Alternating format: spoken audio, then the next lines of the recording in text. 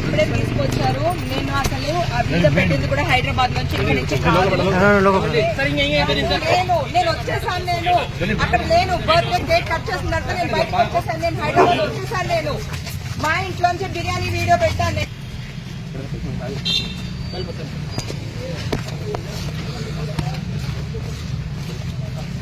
నేను శనివారం వచ్చాను, ఆదివారం మిడ్ నైట్ నేను వెళ్ళిపోయాను ఇక్కడి నుంచి. నేను లేను.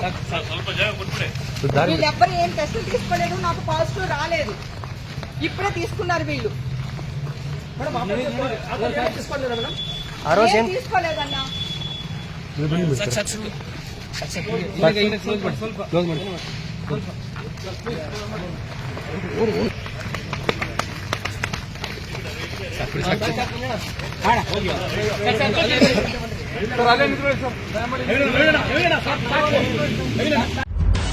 ನಿಖರ ಸುದ್ದಿ ಸದಭಿರುಚಿಯ ಕಾರ್ಯಕ್ರಮ.